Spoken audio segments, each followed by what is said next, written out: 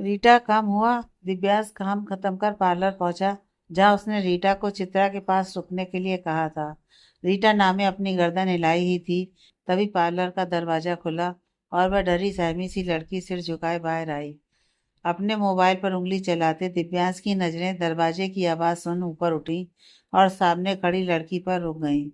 Beautiful, भगवान ने इन्हें बनाने के बाद कितने दिनों की छुट्टी ली होगी सर।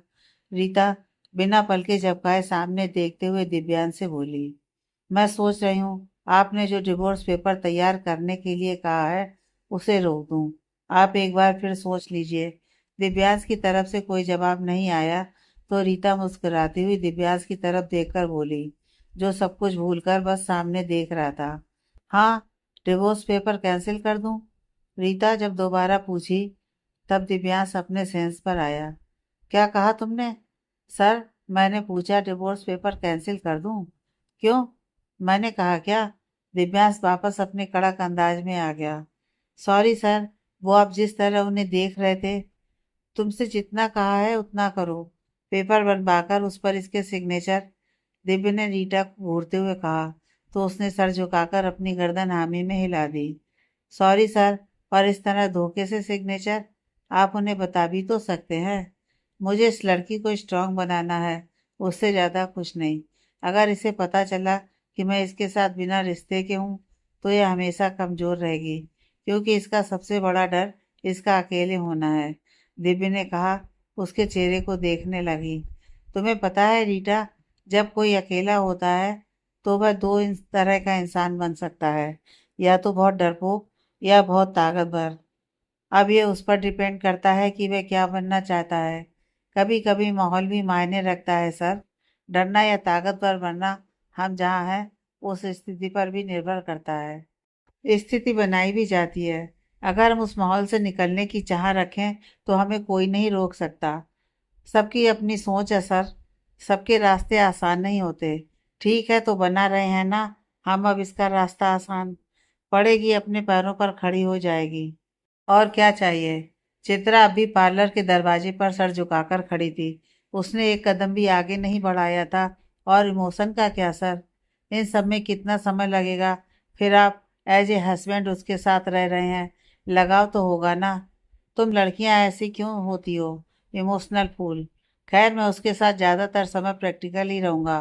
फिर भी अगर वह मुझसे जुड़ती है तो उसकी गलती। फिर वक्त के साथ वह स्ट्रांग भी तो होगी। हो सकता है वह इमोशन से दूर रहे और किसी के साथ इमोशनल अटैचमेंट के लिए सामने वाले से इमोशनल सपोर्ट की भी तो ज़रूरत होती है, जो मैं उसे कभी नहीं दूंगा। और अगर आप जुड़ गए उनसे तो। रीता गहरी नज़रों से दिव्य के चेहरे को देखने लगी। दिव्य के चेहरे पर तंज भरी मुस्कुराहट आई। तुम्हें लगता है मेरी चॉइस इस तरह की लड़की होगी? उसने अपनी दाई भौहें उचकाकर पूछा। दिव्य के पूछने पर रीत के चेहरे पर उलझन आ गई। मुझे मजबूत लड़कियां पसंद है, इस तरह डरी सहमी सी नहीं। खूबसूरती ना भी हो तो चलेगी, पर खुद के लिए खड़ा होना आना चाहिए। एक ऐसी लड़की जो दिव्यांश पर हुकूमत करे। फिर तो ऐसी लड़की मिलने से रही सर, जो आप पर हुकूमत कर सके। मुझे नहीं लगता ऐसी लड़की कहीं होगी। रीता ने कहा तो दिव्य के होठों पर मुस्कुराहट आ गई और जहन में एक परछाई सी घूमने लगी। चले सर? रीता के पूछने पर दिव्य ने हाँ में गर्दन हिलाई। ख्यालों में एक परछाई अब भी थी, जो उसके होठों पर मुस्कुराहट बरकरार रखी थी। रीता चित्रा को लेकर उसके सामने खड़ी थी। दिव्य ने उसे देखा। कमर से नीचे तक चोटी में गुथे बाल, लंबे बालों को हेयर स्टाइल ने डीप भी स्टाइल काटकर पीठ तक कर दिया था। ब्यूटिशियन ने फेस ट्रीटमेंट कर उसे पूरी तरह नया लुक दे दिया था। एक पल को तो दिव्य भी उसे देखकर नजर नहीं हटा पाया। उस पर उसका पहना घेरे वाला काले रंग का सूट उसके गोरे रंग को और उभार रहा था। लुक ब्यूटीफुल, उसने धीरे से मुस्कुराते हुए उसके कान में कहा और कार के दरवाजे को उसके लिए खोल दिया। आपसे एक बात कहें? दिव्यांश ड्राइविंग सीट पर आकर जैसे ही कार आगे बढ़ाया, चित्रा धीरे से पूछी। रीता दूसरी कार से जा चुकी थी। हाँ, मैंने कहा तो है कि तुम्हें किसी चीज़ की परमिशन लेने की ज़रूरत नहीं है, पर अभी जो हम कहेंगे हो सकता है वह आपको पसंद ना आए। तब तो मैं ज़रूर जानना चाहूँगा कि वह क्या बात है। जब तारीफ दिल से ना निकले तो नहीं करनी चाहिए। चित्रा की नज़र सामने थी, मगर उसके मुंह से निकले इन शब्दों को सुन दिव्यांश ने झटके से कार रोकी। आप में होगी खासियत लोगों का चेहरा और नजरें पढ़ने की, पर एक कला हमें भी है। हम लोगों की आवाज़ से पहचान जाते हैं वह हमारे लिए किस तरह के भाव रखते हैं। तुम गलत, कमज़ोर नहीं हैं हम, हालात कमज़ोर बना देते हैं। अचानक से सब कुछ खत्म हुआ। वह हमें पकड़ कर ले गए। हम चीख रहे थे, इसलिए उन्होंने हमें एक इंजेक्शन लगाया। उसके बाद ना जाने कब आँख खुली, पर यूँ लगा बहुत वक्त बीत गया है। पूरा दिन काम करते रहते थे, पर हमें कुछ याद नहीं रहता था। वे मारते थे, तब भी हम पर असर नहीं करता, और जब उस इंजेक्शन का असर खत्म हुआ, तब पूरा शरीर नीला पड़कर सूजा हुआ था और दर्द से भरा हुआ था। एक पल को तो अपनी हालत देखकर हम डर गए कि कहीं कुछ, पर इतना होश में आ गए थे कि अगर कुछ गलत हुआ होता तो समझ आ जाता। भाग जाना चाहते थे हम वहां से, पर शरीर में दर्द इतना था कि चेहरे पर बैठी हुई मक्खी भी नहीं हटा पाए। और जब उन्होंने देखा तो एक बार फिर वह इंजेक्शन देकर चले गए, ताकि उनका काम होता रहे। इस बार सोए नहीं हम। न जाने कैसा इंजेक्शन था, हमें दर्द का एहसास नहीं होता। अब बस हम किसी रोबोट की तरह हो गए थे, जिससे वह किसी भी तरह का काम करा सकते थे। हमें समझ नहीं आता था हम बोल क्यों नहीं पाते, जबकि हम वैसे नहीं थे। अंदर ही अंदर आवाज़ आती कि चिल्लाएं, पर न जाने कैसे वह आवाज़ गले तक ही नहीं आ पा रही थी। क्यों, कुछ एहसास नहीं हो रहा था, कुछ समझ में नहीं आ रहा था। हम उसी तरह रहे 6 महीने या साल भर, यह तो याद नहीं, पर इतना महसूस कर पाते थे कि लंबे समय तक हम ऐसे ही रहे हैं। धीरे धीरे दर्द की आदत हो गई और उन्होंने इंजेक्शन देना बंद कर दिया, पर तब तक हम गुलाम बन चुके थे। गले से आवाज़ निकलना बंद हो गया था। जब भी हमें अकेले छोड़कर जाते थे, तब भी हम चिल्लाने की कोशिश करते, पर आवाज़ आती ही नहीं थी। अकेले में खुद से बात करने की कोशिश करते, फिर भी कुछ नहीं होता। यूँ लगता जैसे गला चिपकता जा रहा है हमारा। बहुत समय हो गया था, धीरे धीरे तो हम भूल भी गए कि हमारी भी आवाज़ हुआ करती थी। पर जब छुटकी आई, तब बहुत दिनों बाद हमारी आवाज़ निकली थी। दिव्यांश कार रोक चित्रा की बातों को ध्यान से सुन रहा था, जहाँ वह धीमी आवाज में सब कुछ बता रही थी। हमने बहुत दिनों बाद अम्मा और उस आदमी के अलावा अपने पास किसी और को देखा था। छुटकी बिल्कुल हमारी तरह है। हमें लगा उसे भी हमारी तरह पकड़ कर लाया गया होगा, पर ऐसा नहीं था। वह अच्छी है, बहुत अच्छी। वह उनकी बेटी है, यह उन्होंने ही हमें बताया, पर वह उनकी तरह बिल्कुल नहीं है। वह ज़्यादा वक्त वहाँ हमारे साथ नहीं रही। गिनती के 12-15 दिन। हमने उसे लिखकर बताया था कि हम पहले बोल पाते थे, पर अब हमारी आवाज़ निकलती ही नहीं है। और फिर उसने हमारे गले का फ़ोटो खींचकर अपने किसी दोस्त को भेजी। हमें नहीं पता, पर वह जब तक वहाँ रुकी थी, अम्मा उसे लेकर रोज़ बाहर जाती थी। उसने बताया उसे पुलिस के पास रिपोर्ट देने जाना होता है कि वह जिंदा है। वह बाहर जाती थी, तभी हमारे लिए कुछ दवाई लेकर आई और हमें खाने को कहा था। 1-2 दिनों बाद ही हमारी आवाज़ हल्की सी खुली, पर उसके कुछ दिन बाद वह वहाँ से चली गई। उसके बाद कभी कभी छुप छुप कर, जब हमें लगता कि वहाँ कोई खतरा नहीं है, तभी हम छुटकी को अम्मा के फ़ोन से फ़ोन कर दिया करते। ज़्यादा तो नहीं, पर 2-3 बार बात हुई थी हमारी उससे। शायद उस तक खबर पहुँच गई थी कि अम्मा ने हमारा सौदा किया है, और हमें उसी से पता चला। उसने ही हमसे कहा था कि हम भाग जाएं, और पहली बार जब हमें होश में घर से बाहर लेकर आए, हम तभी भाग गए। क्या आप अब भी हमें डरपोक और कमज़ोर समझते हैं?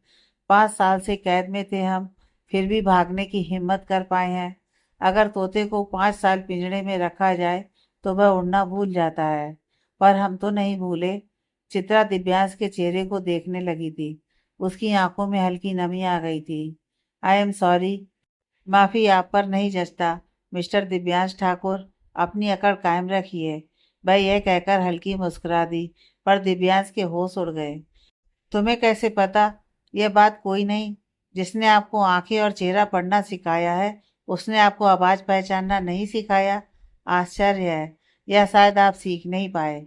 जरूर ध्यान की कमी रही होगी। हम तो आवाज़ को कई परतों पर भी दबा दिया जाए, तब भी पहचान जाते हैं। कौन हो तुम, सच बताओ। दिव्यांश ने गुस्से से उसके गाल को दबोच दिया। अब तक तो आपने अपनी टीम को यह काम दे दिया होगा, क्या वह हमारे बारे में पता नहीं लगा पाए? Under secret officer mister Divyansh Thakur. वह उसके हाथों को अपने गालों से हटाने की कोशिश करते हुए बोली। बहुत गलत जगह टकरा रही हो, मैं तुम्हें छोड़ूंगा नहीं। दिव्यांश मित्तल, आंखें और चेहरा पढ़ना तो आता ही होगा ना, या वह भी भूल गए? चित्रा अब तक उसके हाथों को अपने चेहरे से हटा नहीं पाई थी। वह उसकी आंखों में देखते हुए बोली। दिव्यांश ने गुस्से से अपना हाथ उसके चेहरे से हटा दिया। अभी कमजोर हैं हम, ढंग से खाना नहीं देते थे वे लोग। थोड़ा इंतजार कीजिए, आपकी इस मजबूत पकड़ को उसी मजबूती से छुड़ा देंगे। हु आर यू, सच कहो। चित्रावती। हमें हमारा नाम बेहद पसंद है।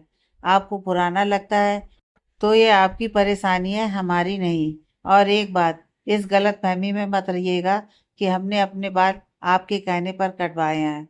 हमें खुद भी नहीं पसंद था उस तरह के बाल और उस तरह से रहना।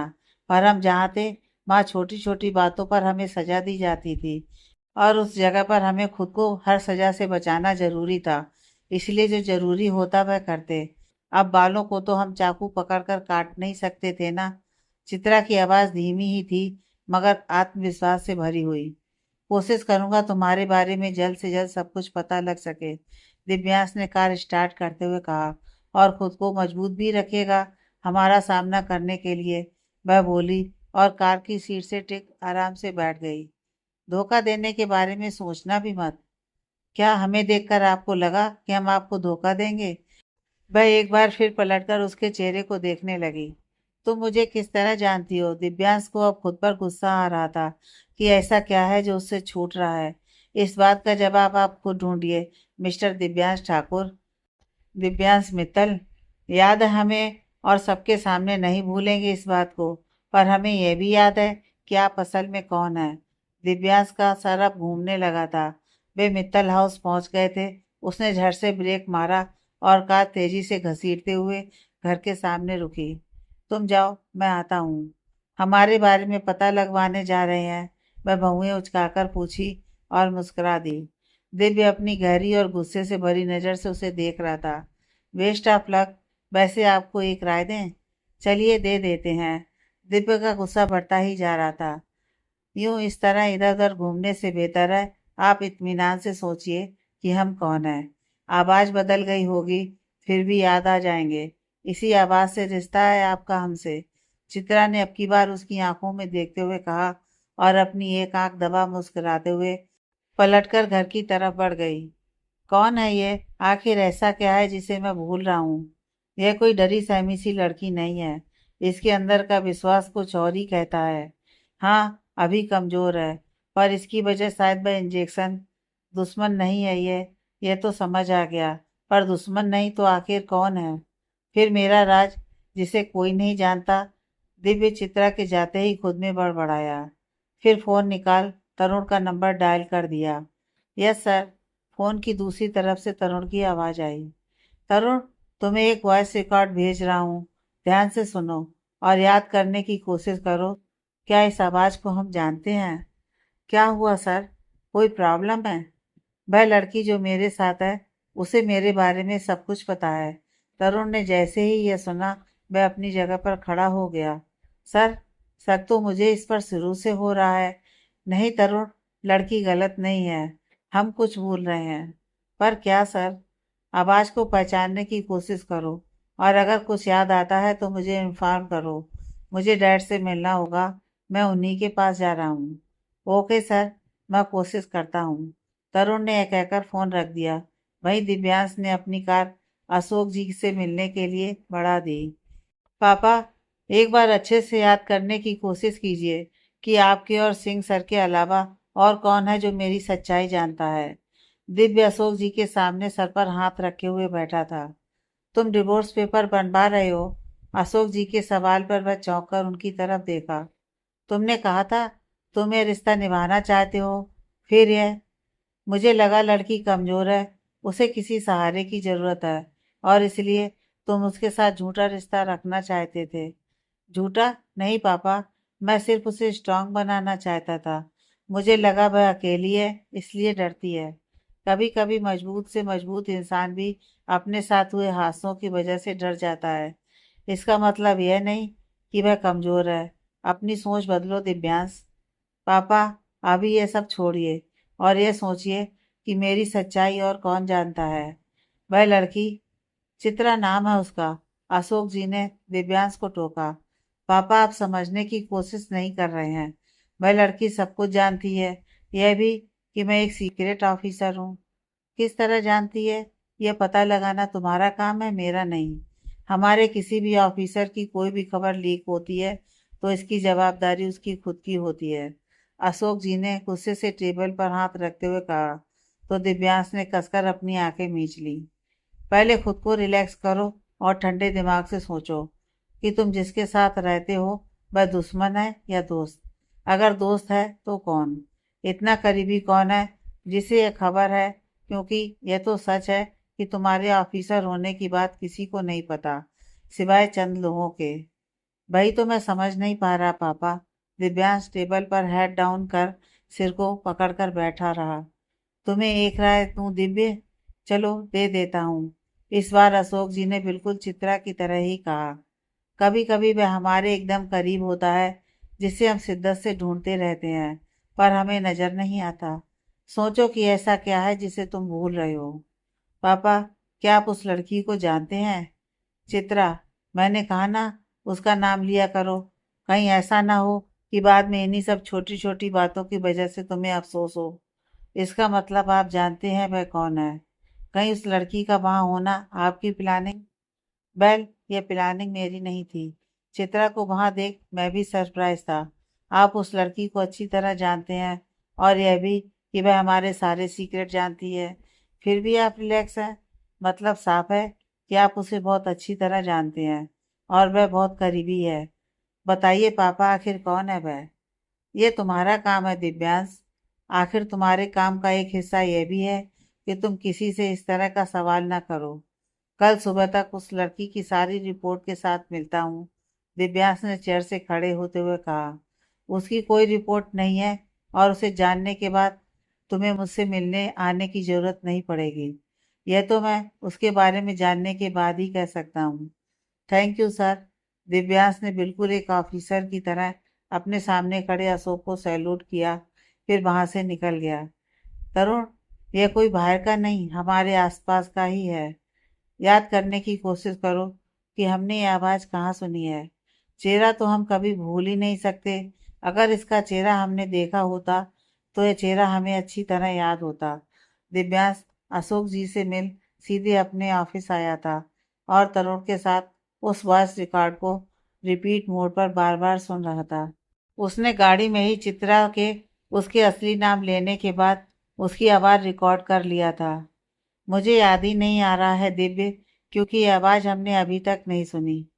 तुम्हारे इसे भेजने के बाद मैं इस रिकॉर्ड को अब तक 100 से ज़्यादा बार सुन लिया, फिर भी समझ नहीं आ रहा है ये किसकी आवाज़ है। तरुण भी परेशान उसके साथ बैठा था। मुझे भी ऐसा कोई याद नहीं आ रहा जिसकी ये आवाज़ है। फिर हम किसी लड़की के साथ ज़्यादा रहे कहाँ हैं? शुरू से हम दोनों साथ रहे हैं, स्कूल, कॉलेज, ट्रेनिंग, जॉब, सब कुछ।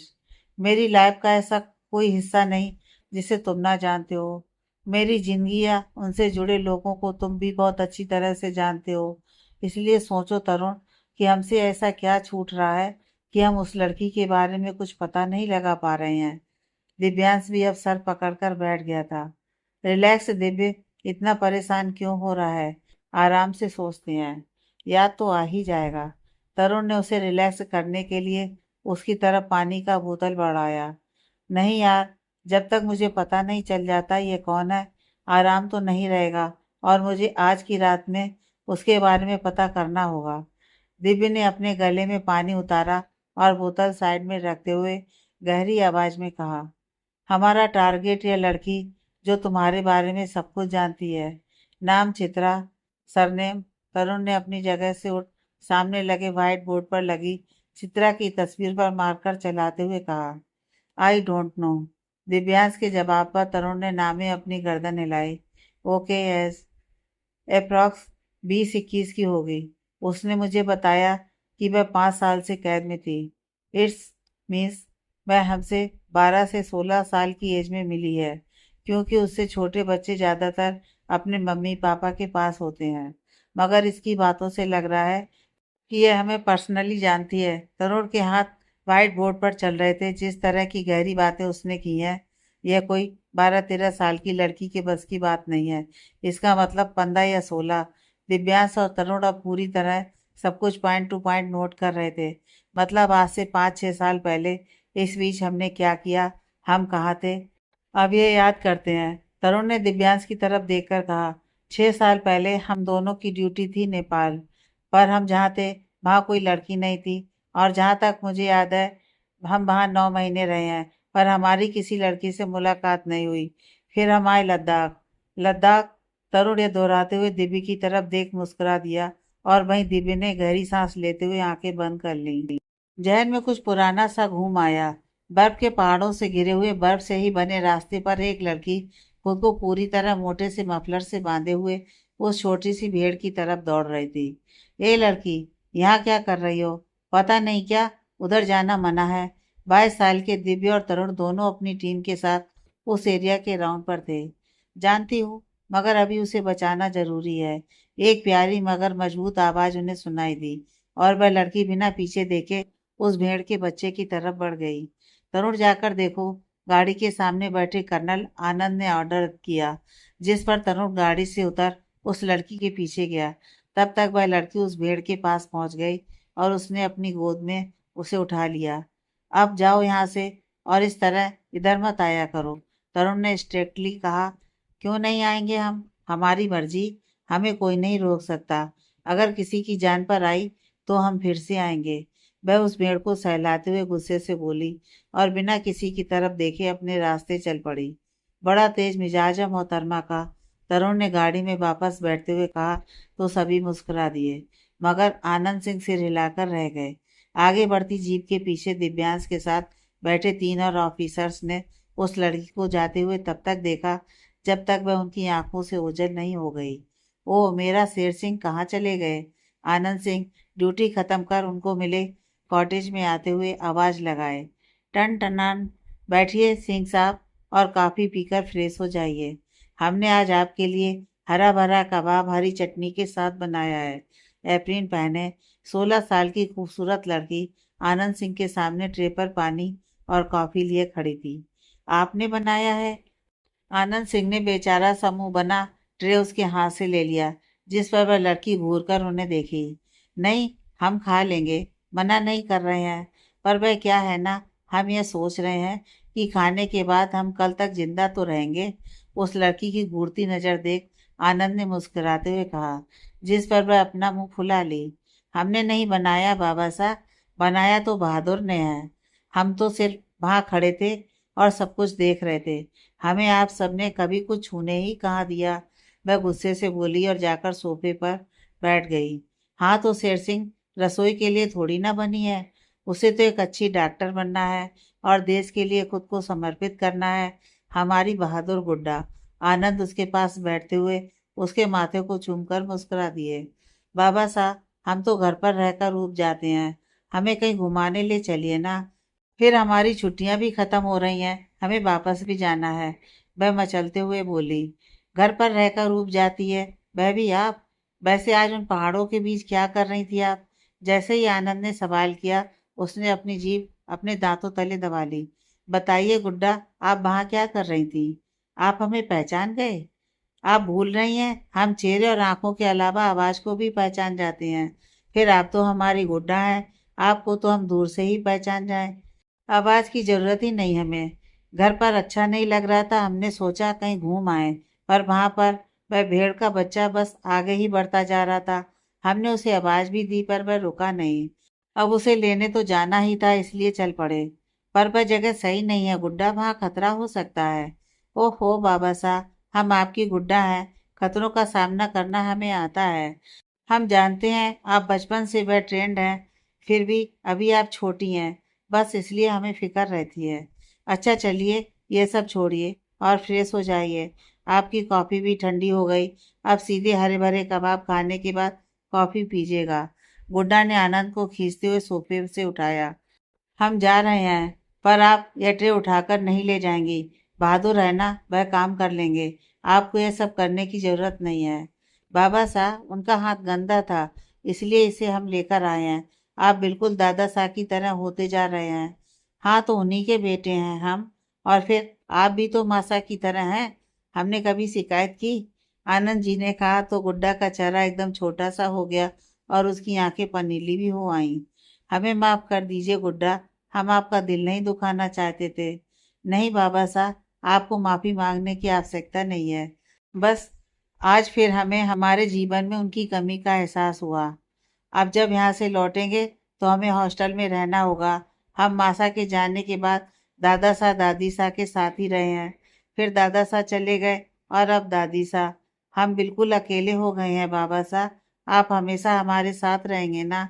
वह अपनी आंखों में उदासी लिए आनंद की तरफ देखकर पूछी। हमेशा? हम हमेशा अपने गुड्डा के साथ रहेंगे। और फिर हम ना भी रहे तो हमारी गुड्डा इतनी मजबूत है कि सब कुछ संभाल सकती है।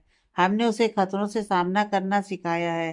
किसी की आंखें और चेहरा तो छोड़ो, आप किसी की आवाज़ भी बहुत अच्छी तरह पहचान सकती हैं कि वह आपका दुश्मन है या दोस्त। आपके दादा दादी साहब आपको यह सीख देकर गए हैं। उससे बड़ी बात किस परिस्थिति में क्या फैसला लेना है, किस जगह पर झुकना है और किस जगह पर वार करना है, हमारी गुड्डा को इसकी समझ है। सामने दुश्मन हो और आप कमजोर, वहां पर आप खामोश हो जाएं, क्योंकि जब आप मजबूत हो जाएंगे तो सामने खड़े दुश्मन को हरा सकते हैं। पर जब आप कमजोर हैं और वार करेंगे तो आप हारेंगे।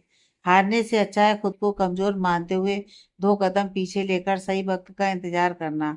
आनंद ने गुड्डा को अपने सीने से लगा उसके सर को सहलाते हुए कहा। आपकी यह सीख हम याद रखेंगे बाबा साहब। गुड्डा ने आंखों में विश्वास और आवाज में मजबूती लिए हुए कहा। आपकी छुट्टियां खत्म होने में 15 दिन बचे हैं। हमें हमारे 2 ऑफिसर को ट्रेन करना है और ये आपसे बेहतर कोई नहीं कर सकता। आनंद ने कहा तो वह उनसे अलग होकर बोली। हमने कभी किया नहीं बाबा साहब। आपके ऑफिसर को तो ट्रेन हमेशा ही दादा सा किया करते।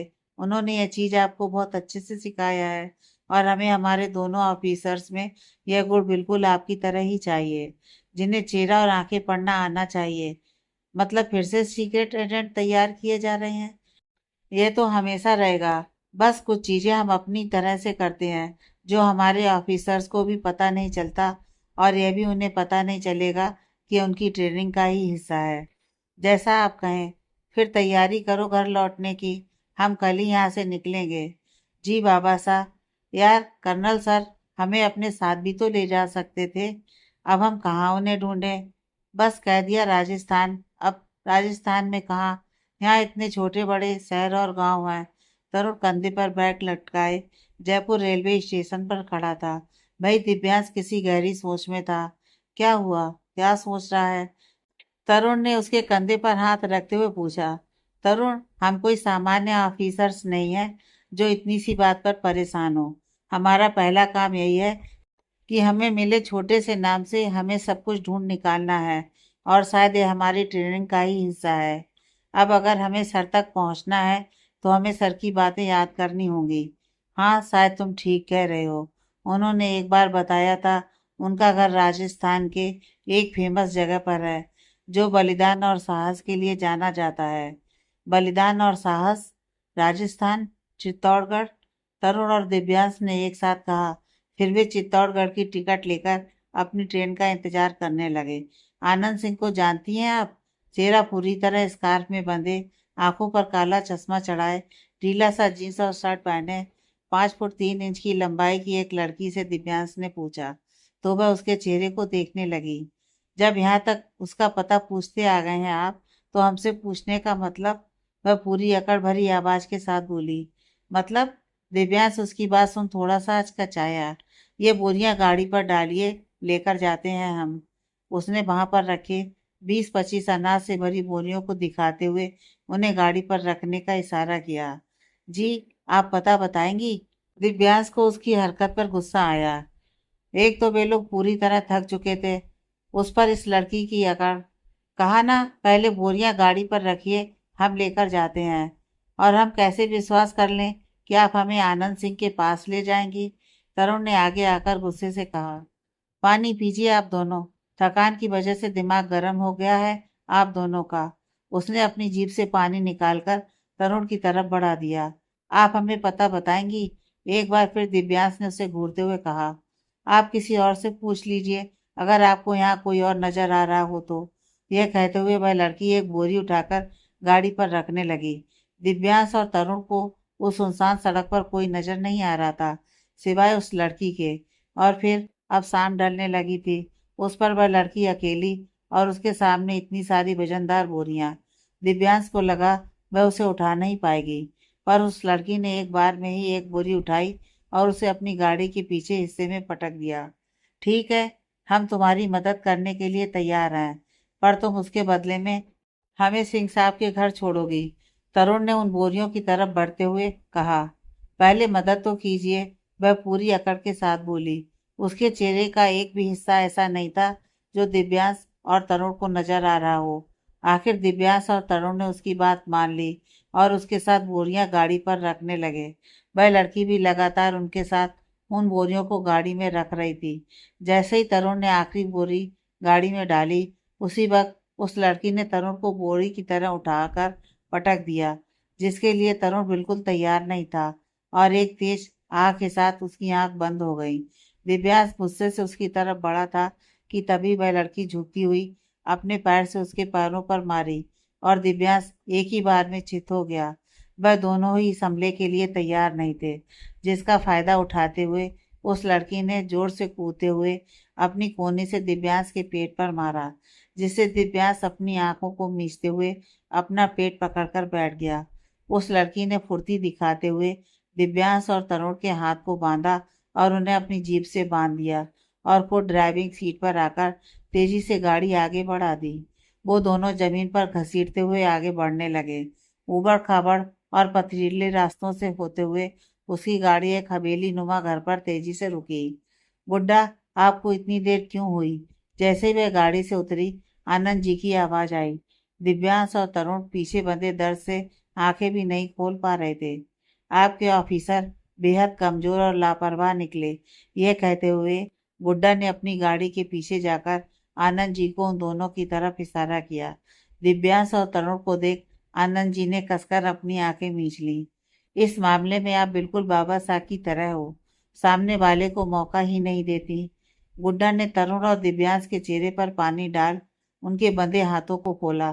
तब तक तरुण और दिव्यांश ने गुड्डा की तरफ देखा। वह हमेशा की तरह अपने पूरे चेहरे को कवर किए हुए, आंखों पर चश्मा पहनकर उनके सामने एक घुटने पर बैठी थी। आप दोनों का पहला सबक, हमेशा अलर्ट रहना, चाहे सामने कमजोर सी दिखने वाली लड़की ही क्यों ना हो। दूसरा, बात करने के लिए हमेशा तैयार रहना।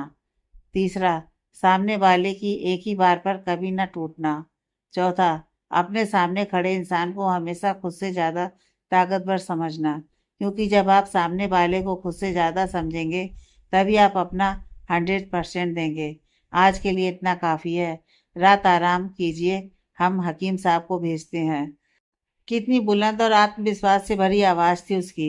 उन दोनों को चुटकी बजाते हुए उसने उठने का इशारा किया और वहां से चली गई। आनंद जी जो पास ही खड़े थे, सर हिलाते हुए बुड्ढा को जाते देखे, फिर दिव्यांश और तरुण की तरफ अपनी हथेली बढ़ाई। बेस्ट ऑफ लक, बहुत स्ट्रिक्ट टीचर मिली है आप दोनों को। जैसे ही तरुण खड़ा हुआ, उसके मुंह से आह निकल गई और दर्द से उसकी आंखें बंद हो गईं। 15 दिन अभी उसके साथ रहना है।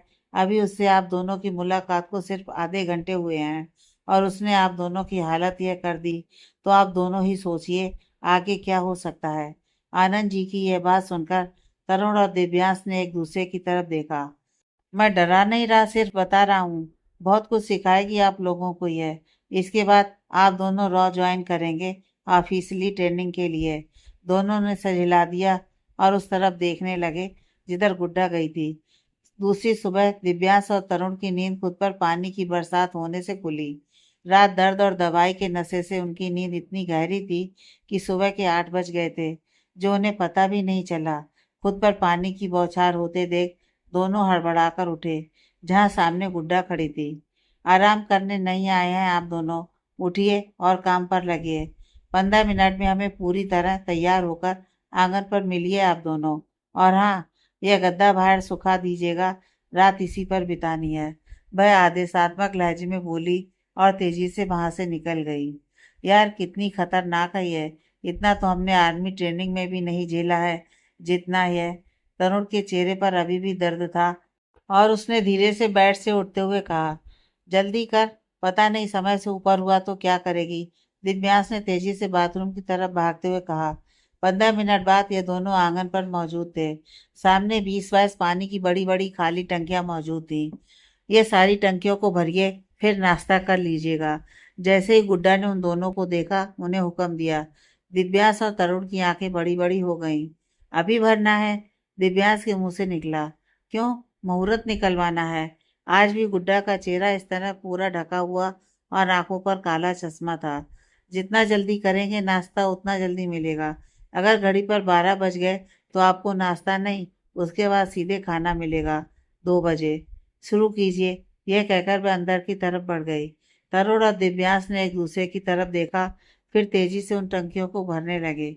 सामने कुआं था और उस पर 2 छोटी बाल्टियां लगी थी, पर इससे उतनी टंकियों को भरते तक ही 2 बज गए थे और वे थककर चूर हो चुके थे।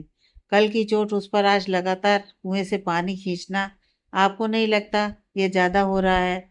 गुड्डा जो अपने कमरे की खिड़की से उन दोनों को देख रही थी, उसके पीछे खड़े आनंद जी ने कहा, आपको नहीं लगता आपके ऑफिसर्स के पास दिमाग नहीं है? गुड्डा, बाबा साहब, दादा साहब जब कुछ सिखाते थे तो उनके पास बहुत समय होता था, हमारे पास नहीं है। 15 दिन में हम उन्हें जो बता सकते हैं वह बताएंगे, पर अपने तरीके से। हम जानते हैं पूरी तरह सक्षम है, पर जब तक कोई लड़ाई नहीं लड़ी जाती तब तक हमें उसका अनुभव भी नहीं होता है। ट्रेनिंग कितनी भी रहे, पर सामना करने में और प्रैक्टिस करने में फर्क होता है। हाँ, पर देखिए, ज़्यादा थककर बीमार ना हो जाएं। मजबूत हैं आपके ऑफिसर, कुछ नहीं होगा। शुरुआत की थकान है, धीरे धीरे आदत हो जाएगी। थक गए आप लोग, पर यह इतना मुश्किल नहीं था कि आप इस तरह थक जाएं। एक बार फिर गुड्डा उन दोनों के सामने थी, जहां वे दोनों थककर वहीं कुएं के पास अपना पैर फैलाए बैठ गए थे। तुम अपने आप को समझती क्या हो? तरुण का गुस्सा उसके सर पर चढ़ गया था। वह दांत पीसते हुए उसकी तरफ बढ़ा। आप अपने कमांडिंग ऑफिसर को इसी तरह आंखें दिखाते हैं? गुड्डा ने अपने हाथ बांधते हुए कहा, तो तरुण अपनी जगह पर रुककर सर झुका लिया। सॉरी, हमने कहा था कि टंकियों को भरना है, ये नहीं कहा था कि जहाँ रखी हैं वहीं भरना है। और ना ही हमने इन टंकियों को कुएं के पानी से भरने के लिए कहा था। गुड्डा ने उन टंकियों के पीछे लगे नल के पास जाकर उनकी तरफ देखते हुए कहा। उसी नल के पास एक नल पाइप रखी हुई थी। उसने उसे नल पर फंसा पास में रखी एक टंकी पर लगा दिया। आज की सीख पहला, सामने वाला क्या कह रहा है उसे ध्यान से सुनिए। दूसरा, आंखों के साथ दिमाग को भी खुला रखिए। नज़र चारों तरफ होनी चाहिए, जहाँ से आसानी हो वह रास्ता अपनाया जाए। तीसरा, अगर शरीर थक रहा हो तो उस काम को मजे में लीजिए ताकि थकान महसूस ना हो। दिव्यांश गहरी नजरों से उसे देखने की कोशिश कर रहा था, पर उसका चेहरा देखने में असफल ही रहा। आर्मी ऑफिसर साहब, आपको पहले भी ये सिखाया गया है, आंखें दिमाग सब कुछ खुला रखिए। आप इस जगह को हल्के में ले रहे हैं, पर आप भूल रहे हैं अभी आप कुछ सीखने ही आए हैं। फिर इस तरह लापरवाही क्यों? गुड्डा की बात पर वह दोनों कुछ कह ना सके। सच तो यही था कि वे दोनों अब तक खुद को इन सब के लिए तैयार नहीं किए थे। खाना खा लीजिए और आराम कीजिए, यह कहकर वह जाने लगी। अब हम आगे आने वाली हर चुनौती के लिए खुद को तैयार रखेंगे, दिव्यांश ने कहा, तो वह पलटकर उसकी तरफ देखने लगी। बेस्ट ऑफ लक, यह कह वह तेजी से वहां से चली गई। सामने वाले की बातों से ज्यादा उसकी आंखें बात करती हैं।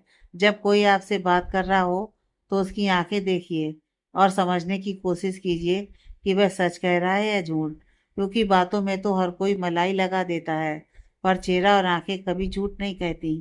अगर वह नजरें चुरा रहा है मतलब झूठ कह रहा है, पलकों में कपकपाहट मतलब डर। और अगर वह कभी अपनी आंखें दिखाए ही ना तो। दिव्यांश और तरुण को अब यहाँ रहते 10 दिन से ऊपर हो गया था, पर उन्होंने अभी तक गुड्डा का चेहरा और आंखें नहीं देखी थी। आज जब उसने यह कहा, दिव्यांश ने तुरंत ही उससे पूछ लिया, आखिर इतना तो फ्री हो ही गए थे, फिर कुछ ललक उसे देखने की भी थी। आपको नहीं लगता दिव्यांश जी, आजकल आप हमें हर बात में शामिल कर लेते हैं, फिर आप अपना चेहरा दिखा क्यों नहीं देती? आपको अपने काम से मतलब होना चाहिए, हमसे नहीं। और अगर मैं आपसे मतलब रखना चाहूँ तो इश्क लड़ाएंगे आप हमसे? बाबा साहब को बता दें? जी जरूर बता दीजिए, मेरा तो रास्ता आसान हो जाएगा। दिव्यांश मुस्कुराते हुए अपनी गहरी नजरों को उसी पर जमाए हुए बोला, हमारी उम्र जानते हैं आप? आज पहली दफा गुड्डा ने कुछ हटके सवाल किया था। दिव्यांश खामोश होकर उसकी तरफ देखने लगा। उसके होठों की मुस्कान पल भर में ही सिकुड़ गई। 16 साल के हैं हम, यह कहकर वह वहां से जाने लगी। झूठ कह रही हो ना तुम? दिव्यांश के साथ तरुण को भी झटका लगा था। जी नहीं, यही सच है। हमारी उम्र 16 साल की है। इस साल 10वीं की परीक्षा पास हुए हैं। पर तुम? हमारे दादा साहब सीक्रेट ऑफिसर थे। हमें बहुत वक्त बाद पता चला, पर उन्होंने हमें बता दिया। बचपन से ही हमें इस तरह के माहौल में रखा गया है कि हमें सब कुछ आता है। चेहरा इसलिए नहीं दिखाते, फिर आपको हम बच्चे लगेंगे। मुझे अभी भी लगता है तुम झूठ कह रही हो। दिव्यांश ने उसकी तरफ कदम बढ़ाते हुए कहा, यही सच है। अब इसे मानना या ना मानना आपके ऊपर निर्भर करता है। उसके बढ़ते कदम को देख बुड्ढा तेजी से वहां से आगे बढ़ गई। बाबा साहब, अब हम अपने हॉस्टल जाना चाहते हैं। वहाँ भी सब कुछ व्यवस्थित करने में हमें समय लगेगा। फिर 4 दिन बाद तो हमारी 11वीं की क्लास भी शुरू हो जाएंगी। बुड्ढा ने रात में आनंद जी से कहा, जो अपने कमरे पर कुछ काम कर रहे थे। अचानक कुछ हुआ है क्या बेटा? नहीं बाबा साहब, कुछ नहीं हुआ। बस हमें लगा अब हमें अपनी पढ़ाई पर ध्यान देना चाहिए। फिर अब आपके भी लौटने का समय हो गया है। 1-2 दिन आपके ऑफिसर्स को चित्तौड़गढ़ घूमने दीजिए। अब हम भी कुछ आराम करना चाहते हैं। और फिर उदयपुर हमारे लिए पूरी तरह नई जगह है, तो हमें समझने में भी हमें समय लगेगा। इसलिए हम जल्दी जाना चाहते हैं। जैसा आप चाहें, कल और रह जाइए, फिर हम आपके जाने का इंतजाम करते हैं। आनंद जी ने मुस्कुराकर उसके सर पर हाथ रखकर कहा। जी बाबा साहब। वह मुस्कुराकर अपने कमरे पर चली गई। आगे की कहानी नेक्स्ट पार्ट में।